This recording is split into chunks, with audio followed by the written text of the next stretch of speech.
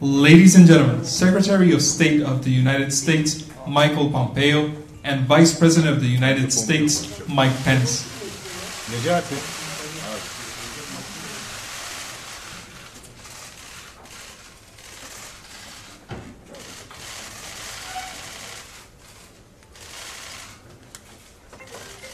One week ago, Turkish forces crossed into Syria.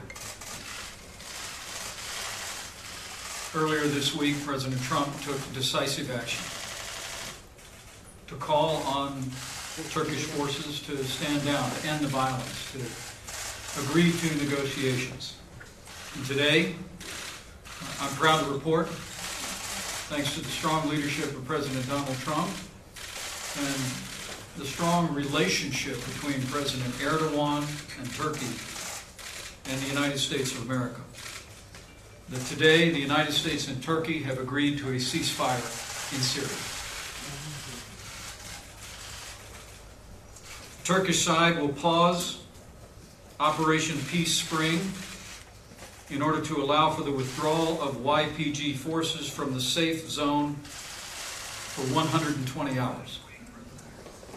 All military operations under Operation Peace Spring will be paused, and Operation Peace Spring will be halted entirely on completion of the withdrawal. Our administration has already been in contact with Syrian Defense Forces, and we have already begun to facilitate their safe withdrawal from the nearly 20-mile wide safe zone area south of the Turkish border in Syria. Let me say this also includes an agreement by Turkey to engage in no military action against the community of Kobani. And in addition, the United States and Turkey have both mutually committed to a peaceful resolution and future for the safe zone, working on an international basis to ensure that peace and security defines this border region of Syria. In addition to the settlement today with the ceasefire, Turkey and the United States mutually committed to the defeat ISIS activities in northeast Syria. This will also include an agreement renewed today to coordinate efforts on detention facilities and internally displaced persons in formerly ISIS-controlled areas. Also, Turkey and the United States agreed on the priority of respecting vulnerable human life, human rights, and particularly the protection of religious and ethnic communities in the region. I spoke to President Trump just a few moments ago, and I know the President is very grateful for President Erdogan's willingness to step forward and to enact this ceasefire and to give an opportunity for a peaceful solution of this conflict that commenced 1 week ago. For my part, I'm grateful for the President's leadership. I'm grateful for the more than 5 hours of negotiations with President Erdogan and his team that arrived at a solution that we believe will save lives.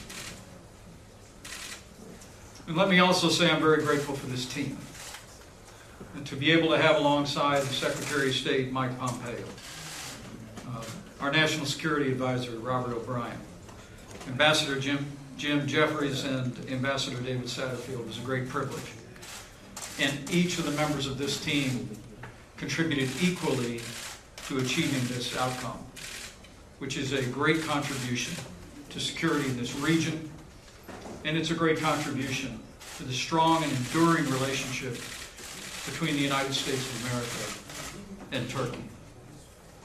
Lastly, I want to express my appreciation to millions of Americans who I know were carrying this moment in prayer. We heard from people all over the country whose hearts were heavy with the loss of life in this conflict over the last week, long to see it brought to an end. And I believe their prayers, the strong leadership that President Trump provided to this moment, and the cooperation with President Erdogan and Turkey has made this possible. So again, let me say, a week after Turkish forces crossed into Syria, Turkey and the United States of America have agreed to a ceasefire in Syria.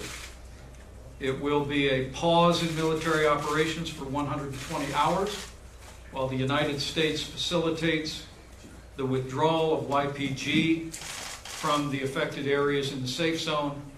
And once that is completed, Turkey has agreed to a permanent ceasefire, and the United States of America will work with Turkey, will work with nations around the world to ensure that peace and stability is the order of the day in this safe zone on the border between Syria and Turkey.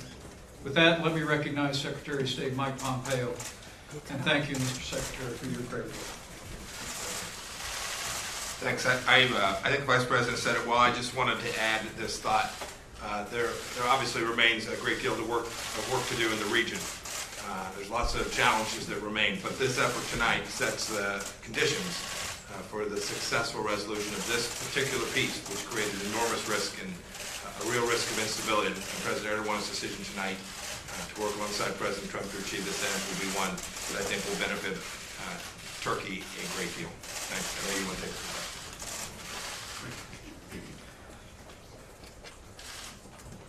Humaira, go right ahead.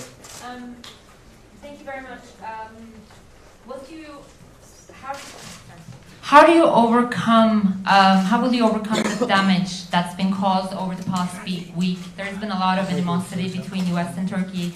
A lot of things have been said and a lot of threats of economic sanctions have been made.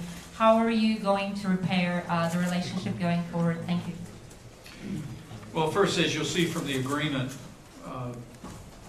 part of our understanding is that with the implementation of the ceasefire, the United States will not impose any further sanctions on Turkey. And once a permanent ceasefire is in effect, the President has agreed to withdraw the economic sanctions that were imposed this last Monday. But make no mistake about it, President Trump was very clear with our ally, Turkey, about American opposition to Turkish military forces entering Syria. The President made that clear in his discussions and his correspondence with President Erdogan.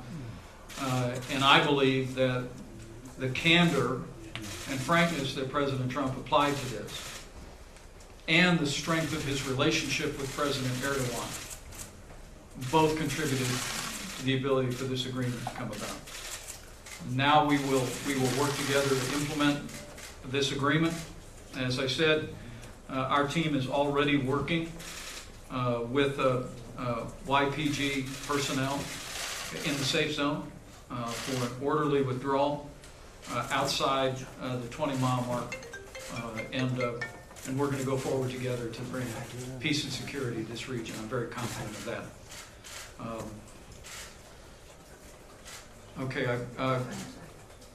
Gonja Shena. Gonja, please. Thank you. Gonja Shena from Creative World.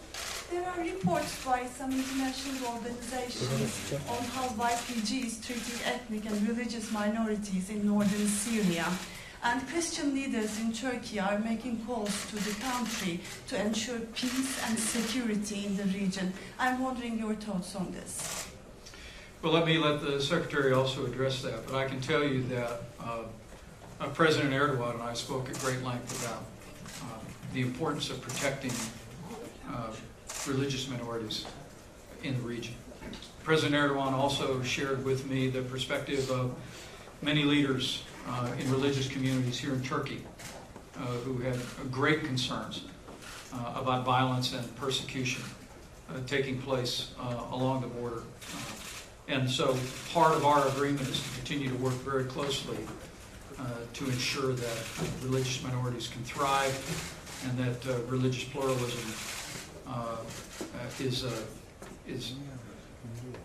one of the characteristics of this safe zone for some time to come. Mr. Secretary.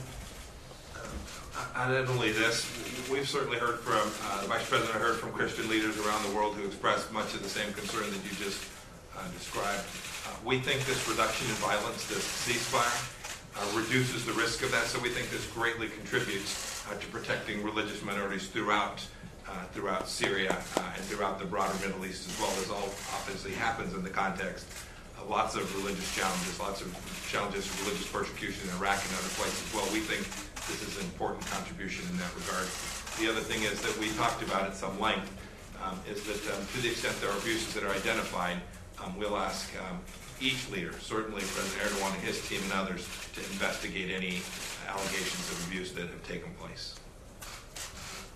And let me maybe add an addendum to that. One of the things I know the President and the American people are most proud of is the investment of hundreds of millions of dollars to help rebuild Christian, Yazidi, and other religious minority communities in the aftermath of the horrifying violence during the ISIS period, both in Syria and in northern Iraq. We'll continue to flow those resources to support those communities, but as you'll see from this agreement, it is a specific undertaking by Turkey and by the United States to ensure to protect religious minorities in the affected region. Sean Tand. Thank you. Here's the microphone.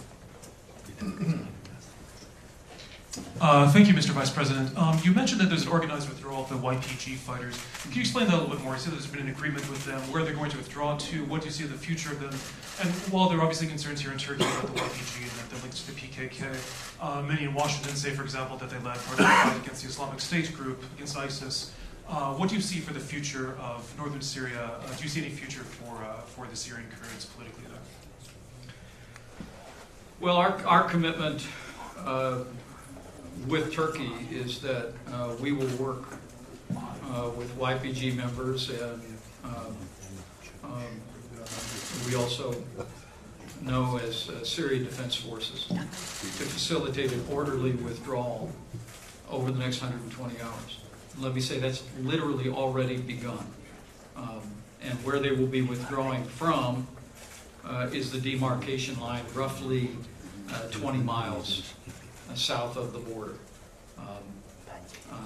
Turkey's willingness to pause and to embrace a ceasefire of military operations to enable us to see to that orderly withdrawal of YPG will, we believe, make it possible for that to occur. And I know it's already underway as we speak.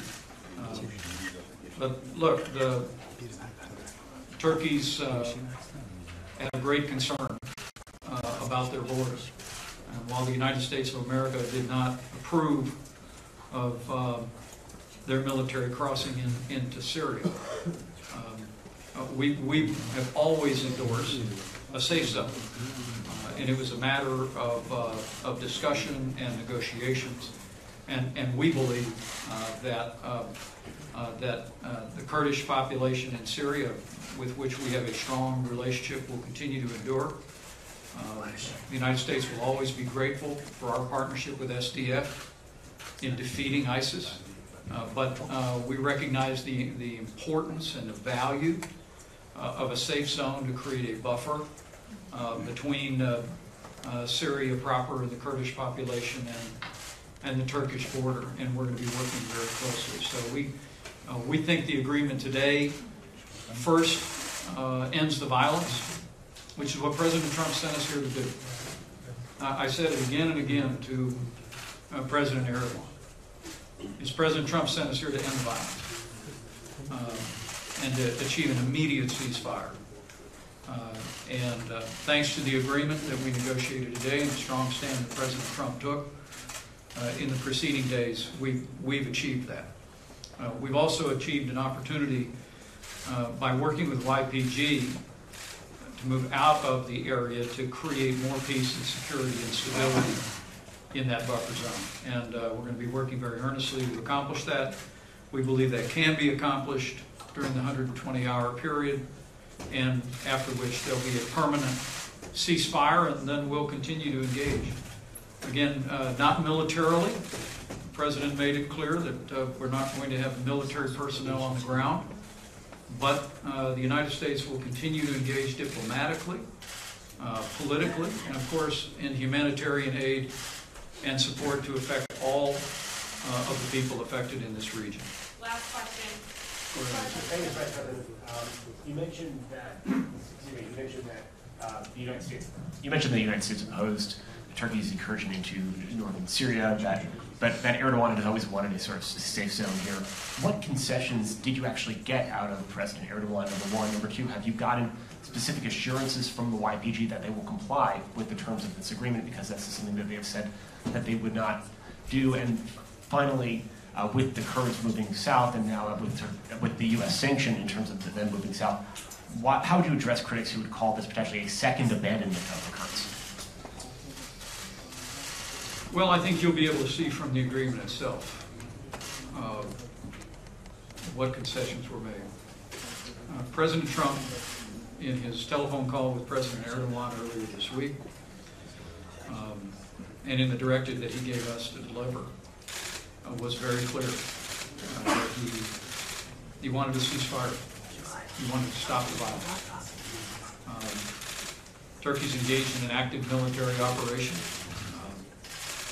I can tell you that as our discussions began over the course of a 5-hour period of time, we reached a place of agreement about how a ceasefire could benefit Turkey, achieve President Trump's objectives, and also contribute to a peaceful resolution of the safe zone. And I believe that we've accomplished that.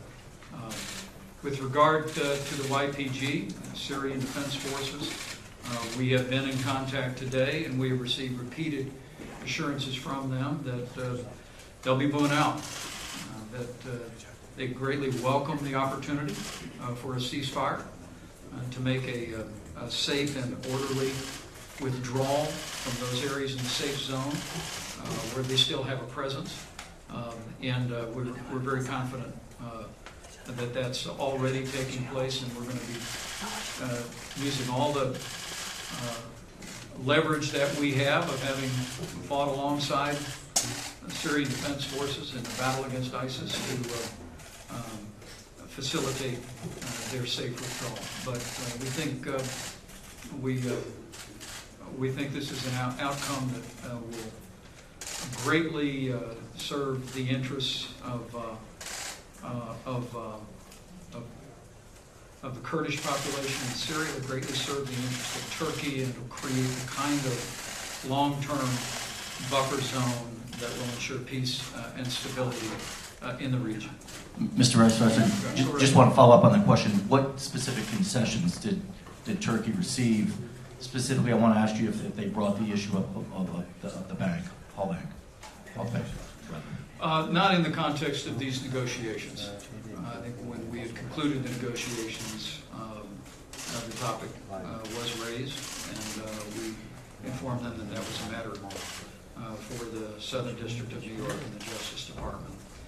But let me say that the concessions that the United States made have to do with the fact that the President had made it clear that if there had not been a ceasefire today, there would have been a new round of massive sanctions against Turkey. And you'll see in the agreement that on the basis of the pause of 120 hours, a ceasefire over the next 5 days, that we will not be implementing additional sanctions during that period of time. Once we have a permanent ceasefire, following the orderly withdrawal of all YPG forces, the United States also agreed to withdraw the sanctions that were imposed on several cabinet officials and several agencies earlier this week. To be clear, though, just to nail it down, so it was simply the sanctions that would be removed, nothing else was offered or given to the Turks. Right. Thank you guys. Go ahead. Go ahead. Thank you, Mr. Vice President. While you were here negotiating with the Turks for several hours, both of you, can I finish? Wait, are you using the YPG as using the sanctions as a blackmail against your NATO ally for the sake of PKK YPG terrorist organization? This is a clear question, Mr. Vice President. The United States of America did not support Turkey's military action in Syria. President Trump made that very clear to his friend President Erdogan. And the United States imposed sanctions earlier this week.